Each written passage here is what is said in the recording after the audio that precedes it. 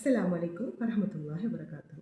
எங்களோட லைஃப்ல ஏற்படுற பிரச்சனைகள், கோபங்கள், அவமானங்கள் இப்படியான விளைவுகள் எங்களோட வாழ்க்கையில ஏற்படக்குள்ள, நாங்க அதுக்குரிய ஆக்ஷன்ஸ், அதுக்குரிய எதிர்மறையான விளைவுகள உடனுக்குடன் எடுக்கிறோம். நாங்க வந்து அந்த இடத்துல ஒரு பெரிய ஆளா, அந்த விஷயங்களுக்கு நாங்க உடனுக்குடன் தீர்வு எடுக்கிறதால தான் எங்களுக்கு அந்த பிரச்சனைக்கு ஒரு சொல்யூஷன் முற்றுப்புள்ளி கிடைக்கும்னு நான் நினைக்கிறேன். ஆனா அந்த இடத்துல எங்களுக்கு எதுவுமே கிடைக்கிறது முற்றுப்புள்ளி எங்களிடப்பட்டதே வரல. அந்த இடத்துல வரது எங்களுக்கு அமாக்குறி தான். அது தொடர்ச்சியா அந்த பிரச்சனை நீண்டுட்டு தான் போகும். தலைமுறையாக கூட அது போய் பெரிய விளைவுகள்ல கூட எங்கள கொண்டு விட்டுரும். சில சின்ன பிரச்சனைகளா இருக்கும். நாங்க வந்து இது சின்ன பிரச்சனை தானேன்னு அப்படியே விட்டுடுவோம். எதுவுமே பேச மாட்டோம். ஆனா அந்த பிரச்சனை வந்து அது பிரச்சனை வந்த மாதிரி எரியாது அப்படியே போயிடும். இதுக்கு என்ன காரணம்? ஒரு பிரச்சனையா இருந்தாலும் சரி, எது நடந்தாலும் சரி, அவமானங்களா இருந்தாலும் சரி, வெறுப்பா இருந்தாலும் சரி, கோவமா இருந்தாலும் சரி, எங்களுக்கு நடக்கிற நேரத்துல நாங்க அதில எதிர்வினை ஆக்ஷன நாங்க அதுக்கு சொல்யூஷன உடனே எங்களுக்கு ஏற்படுத்தணும்னு நினைக்கிறது தான் இவ்வாறான விளைவுகள எடுத்து செல்லுது. நாங்க கொஞ்சம் காமா, கொஞ்சம் அமைதியா, இது ஆற போட்டு இத நாங்க செய்யணும். இந்த நேரத்தில நாங்க அமைதியா இருப்போம். இதுக்குரிய சொல்யூஷன் எங்களுக்கு கிடைக்கும்னு நாங்க இருந்தோம்னு சொன்னா, அதுக்குரிய சொல்யூஷன் எங்களுக்கு கிடைக்கும்.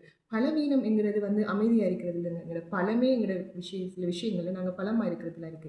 இதுக்காக நாங்க கோழைகளோ, முட்டாள்களோ, கதைக்க தெரியாதவர்களோ, எதுவுமே அறியாதவர்கள் என்று நாங்க நினைச்சிட்டு இருக்கோம். அதில தான் எங்களோட வெற்றி இருக்கு.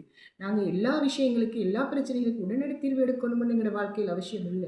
சில விஷயங்கள நாங்க ஆற வைத்து, சில விஷயங்கள பொருட்படுத்தாம விட்டாலும், இந்த பிரச்சனைகள் வந்த வழி இல்லாமல் போய்விடும்.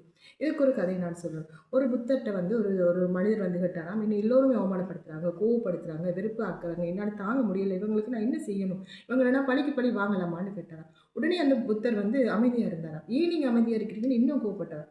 அதுக்கு பிறகு அவர் கேட்டாராம், "உனக்கிட்ட வந்து ஒருத்தர் ஒரு கிஃப்ட் ஒண்ணு தராரு. நீ அத வாங்காம விட்டியன்னா, அந்த கிஃப்ட் யார்ட்ட இருக்கும்?"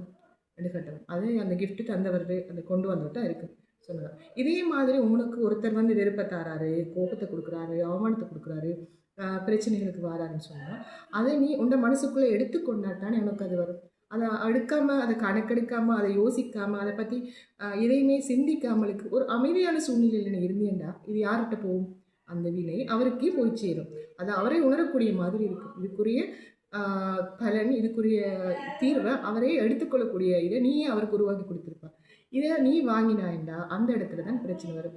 நாங்க நினைக்கிறது என்ன? ஒரு பிரச்சனைன்னா உடனே ஆக்ஷன் எடுக்கணும். உடனடி சொல்யூஷன் எடுக்கணும். இதுதான் இதுக்கு தீர்வுண்டு. ஆனா அது இல்லங்க தீர்வு. நாங்க வந்து எப்பவுமே அமைதியா இருக்கணும். பிரச்சனைகள்ல, கோபங்கள்ல எங்களோட மனசு வந்து எப்பவுமே கலங்கிய நீர் எப்படி இருக்குமோ, அதே நிலைமையில எங்களோட மனசு இருக்குமாம்.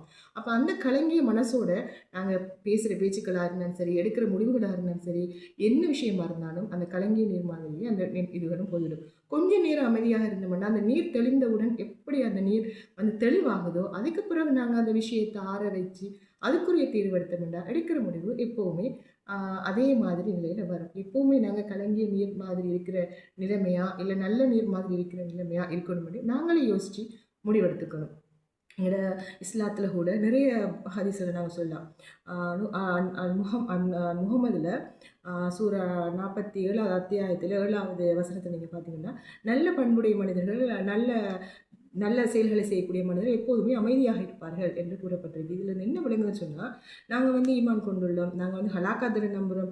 நாங்க வந்து அல்லாஹ்வோட நாட்டம் எல்லாம் நடக்குதுன்னு நம்புறோம். இப்படியான விஷயங்கள நாங்க நிறைய விஷயங்கள் சொல்லியிருக்கோம். மாத்திரம் வரும் நேரங்கள்ல நாங்க கோவத்த விழுங்கிக் கொள்வோம், அமைதியா இருப்போம், அவுதுபில்லான்னு சொல்லுவோம். இருந்தால் உட்கார்ந்து கொள்வோம், உட்கார்ந்தால் படுத்துக்குவோம். இப்படியான விஷயங்கள் ஒரு அறிஞ்ச ஒரு மனுஷன் எந்த நேரத்திலேயும் தன்னுடைய கோபத்தையோ, தனக்கு ஏற்படுகின்ற பிரச்சனையான நேரத்தில அமைதியாக இருப்பான். என்கிற ஒரு ஆ ஒரு அல் குர்ஆன் வசனத்த முஹம்மதுல 47வது அத்தியாயத்தில 7வது ஆயத்தில நீங்க பார்த்தீங்கன்னா, ரொம்பவுமே தெளிவாக எடுத்து காட்டப்பட்டிருக்கு. அதே நேரங்கள்ல நாங்க திக்ருகள் செய்யலாம்.